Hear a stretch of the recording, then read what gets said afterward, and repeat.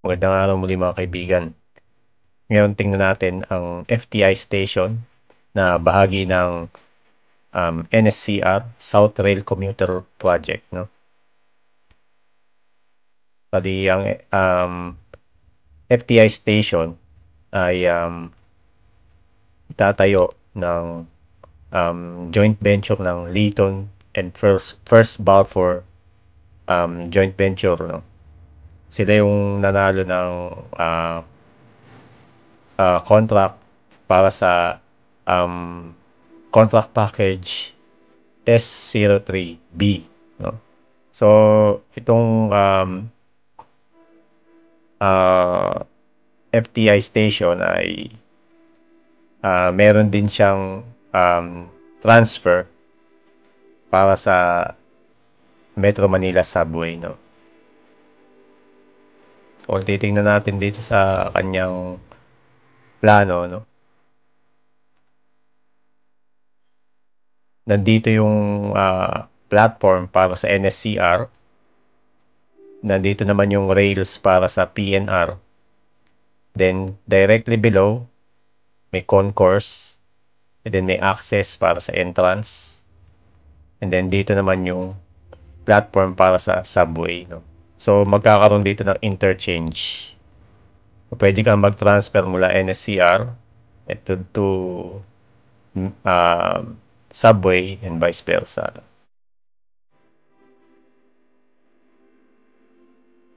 At kung mapapansin ninyo, ay nasa ground level lang sila, no? Yung NSCR at yung PNR. No? Dito kasi sa area na to, gaya nga sabi ko, may interchange siya. So, para madali yung access ng mga passenger papunta dito sa subway. No? So, itong FTI station ay ground level siya. Na hindi siya elevated. No? So, ito ay ground level po lamang. Kaya, kung mapapansin nyo nga ay nasa tapat lang siya, naka-level lang siya ng mga PNR trains. No? Kasi dahil nga sa interface niya with the Metro Manila Subway.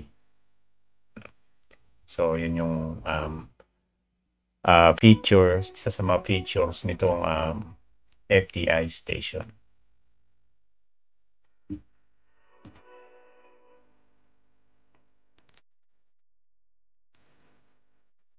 So, yung location ng NSCR FTI station ay dito sa area na to. So, malapit dito sa FTI, sa Arca South. So, ito yung lumang PNR FTI station. Ang magiging location niya ay dito sa area na to. Dito sa area na to. Yung kanyang magiging station. So, kung mapapansin nyo, katabi siya ng Skyway. Itong highway dito.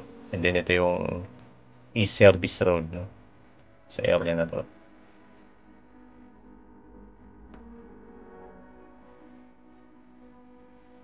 Then, tingnan natin yung kanyang plano, no?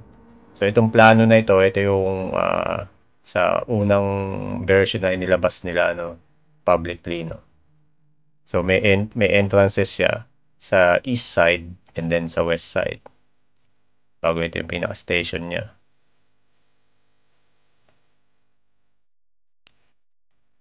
And titingnan natin na malapitan. Dito, yung area niya. Although dito sa drawing na to ay yung East Service Road ay mukhang marirealign, ano.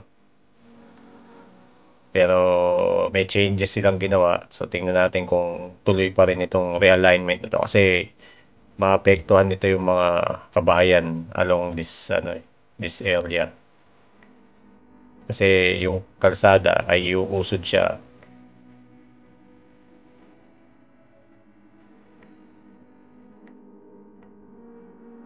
At ito naman yung kanyang row na sasakupin, ano. So, may cucumber road. along din sa Malugay Street, Nara Street, dito sa area na to.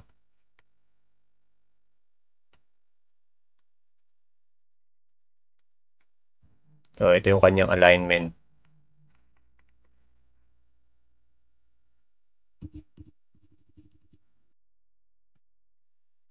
So, dito yung start ng contract package S03B, no?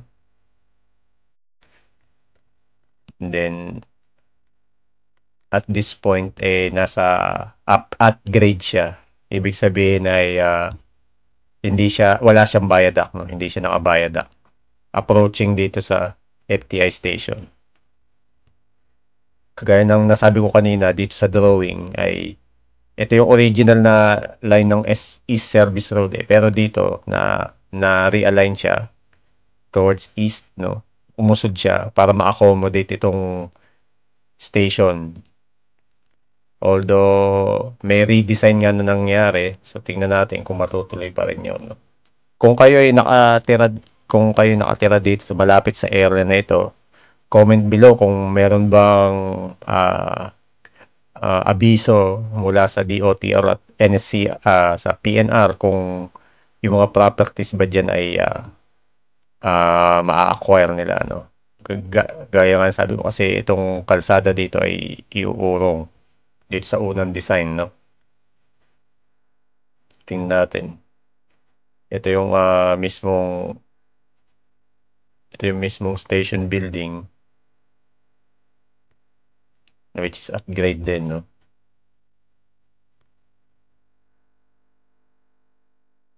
Then meron siyang mga entrances dito sa east side as well as dito sa west side niya.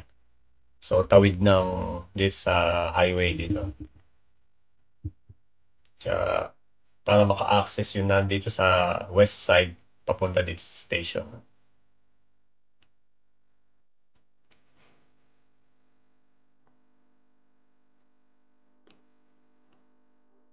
Dito sa drawing, ito yung kanyang mga entrances dito. Dito sa side na to, sa tabi ng Cucumber Road. Dito naman, kabilang service road, sa West Service Road, no? Then meron siyang parang tunnel, underpass.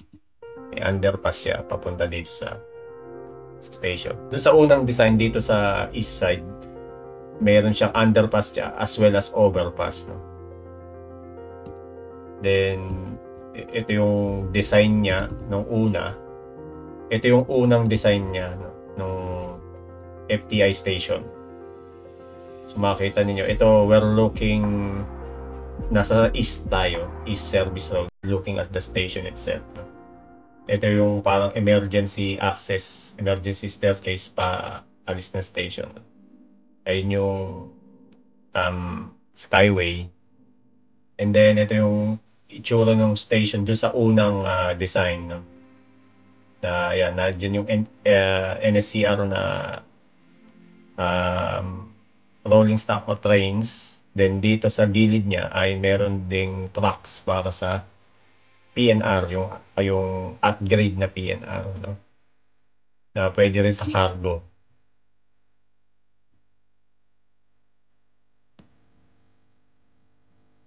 And then directly under nila, gaya ito yung kanina pinakita ko, ay nandun yung platform ng subway.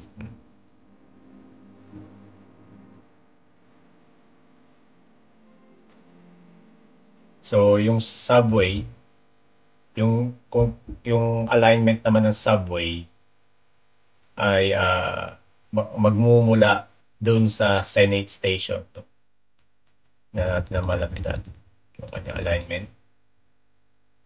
So ito, tunnel alignment to, papunta sa FTI station. So ito yung Senate Station. Then magi-split, merong tunnel na papunta dun sa Terminal 3, which is this. Ito. Ito naman yung magda-divert papunta sa FTI station.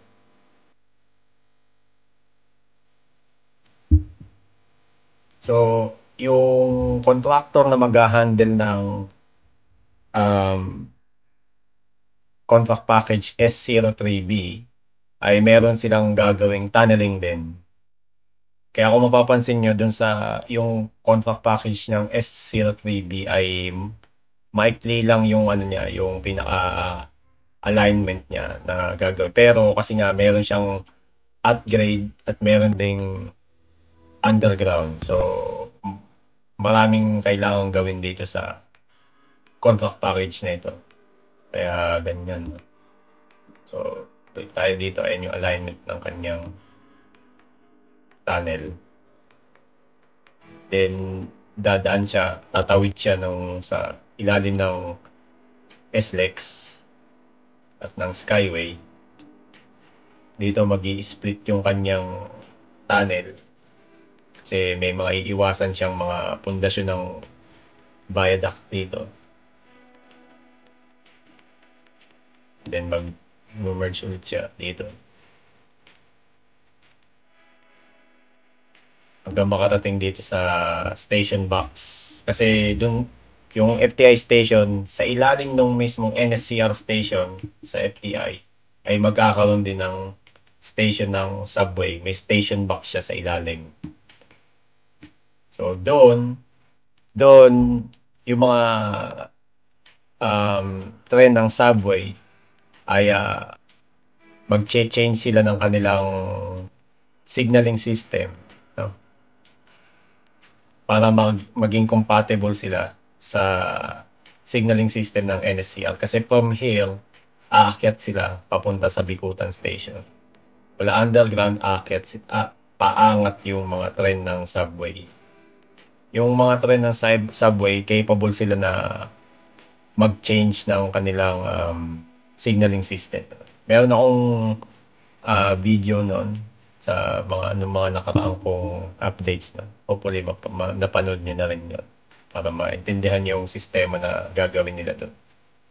So kaya yun yung mag-aalaw sa kanila na tumakbo sa linya ng NSCR papunta ng Calamba. And then from Calamba, babalik sila underground dito sa area na to. Then magtutuloy-tuloy sila hanggang doon sa Valenzuela Depot ng subway.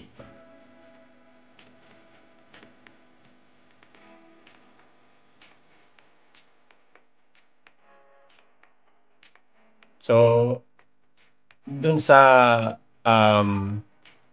bagong redesign ng FTI station, ito siya. So, makita nyo, kumpara dun sa unang design niya. Ito yung unang design niya.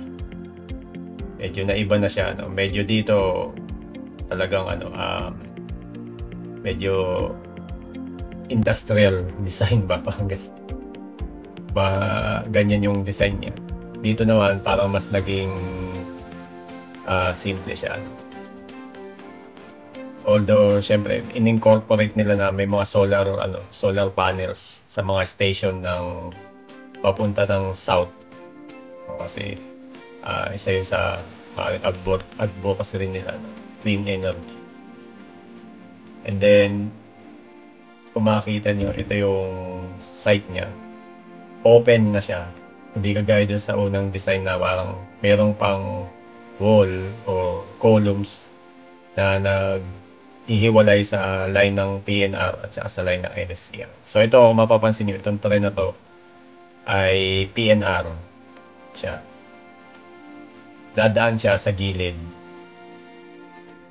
ng station. So dito sa dito sa unang mapapansin nyo, zoom in natin.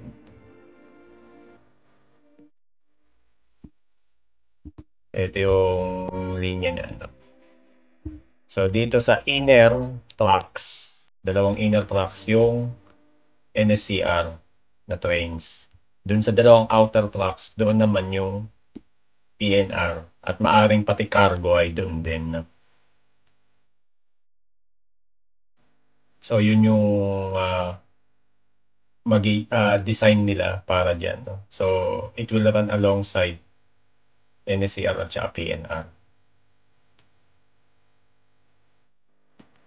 And then, dun sa bagong design, ito rin na bagong design niya, mapapansin nyo ay meron siyang dalawang entrances dito sa west side, tawid dito sa may SLEX, para yung mga nandito sa side na to makatawid papunta dito sa station. And then dito naman sa east side, meron din siyang entrance. So walang direct na way para makapunta ka dito, no?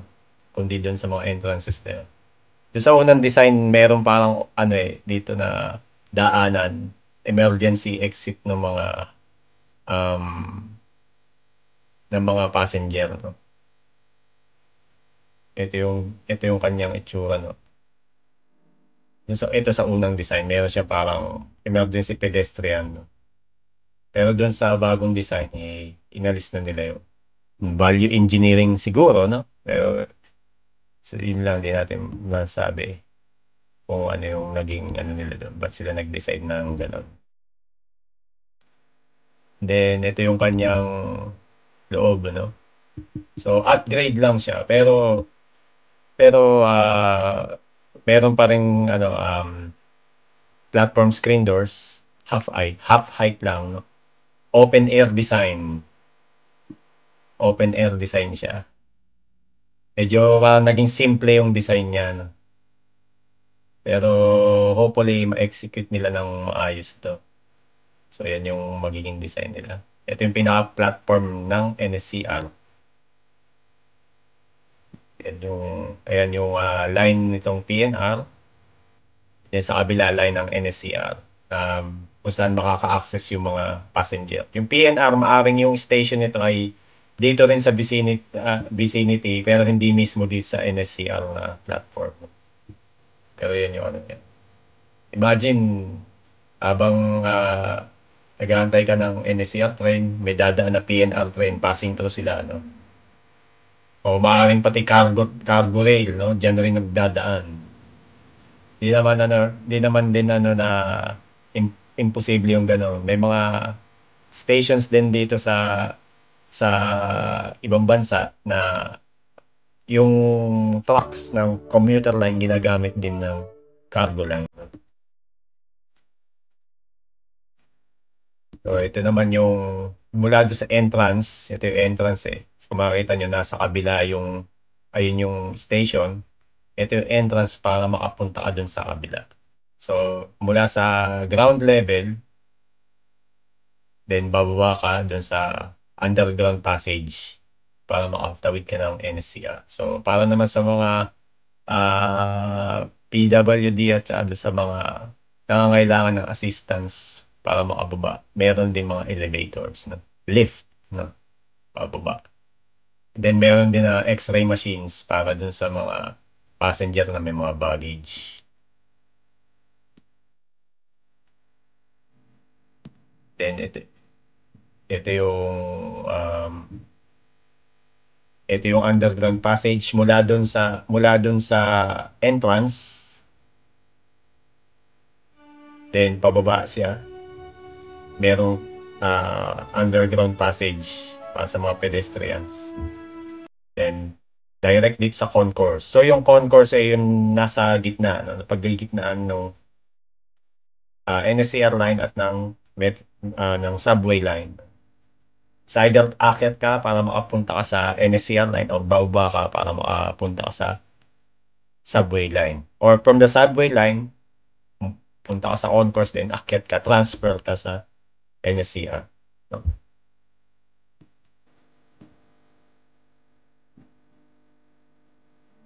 Then ito pa yung isang perspective view, no? So ito yun, ito yung nakita natin kanina, yung entrance. May entrance siya dito.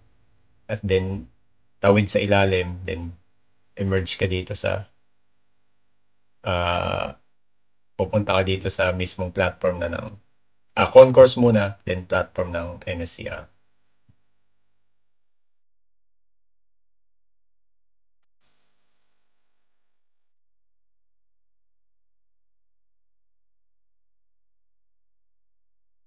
Then ito yung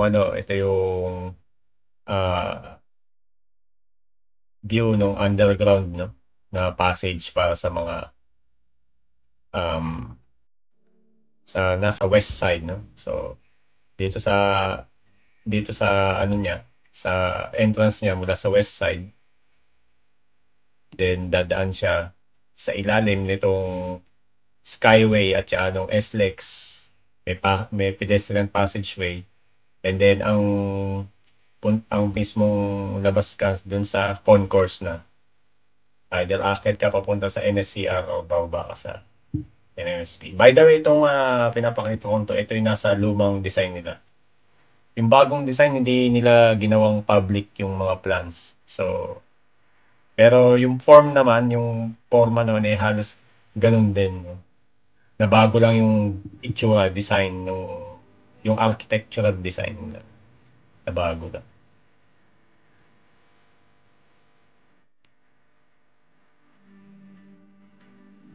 Mm. And then ito yung cutway view niya. So ito yung mismong station ng FTI, NSCR FTI. Then may PNR din na tracks. Then itong gitna, ito yung pinaka-concourse. Saan diyan ka either bibili ng ticket, diyan ka mag-transfer, no? And then dito naman pagdating baba ay nandun yung line ng subway. May full height na screen doors, no? And from the distance, nakikita natin yung future na TITX o Taguig Integrated Terminal. No? Yun yung plano nila itayo doon sa may Arca.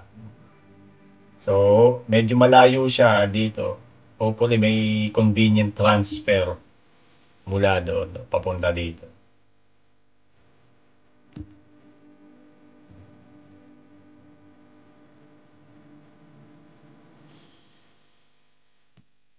And then ito, minarkahan ko kung saan yung mga entrances niya papunta dito sa FTI station. Ay meron ng ano, may mga nag-post na meron na silang tarpaulin dun sa area ng construction site 'no, na pagko-constructan. Pero wala pa naman yatang ginagawang pina-clearing or ano naman kasi hanggang ngayon tuloy pa rin yung ano, yung operation ng PNR. Although dapat, mid ng January, pero sa ngayon, tuloy-tuloy pa rin yung ano, yung pinaka um, operation. So, mukhang maghihintay lang tayo kung kailan talaga sila mag-stop operations para masimulan na itong mga packages na to. Itong mga um, construction para sa mga station ng NSCR, lalo dito sa papunta sa South area. So, hopefully ay nakapag-share naman ako ng informative infos na sa inyo. And kung kayo nakatira sa area malapit dyan, comment down below kung ano yung mga napansin nyo ng mga ginagawa nila. Or kung meron bang mga may mga property owners dyan na ma-acquire yung properties nila. Dahil nga para mag-giveaway dito sa construction nitong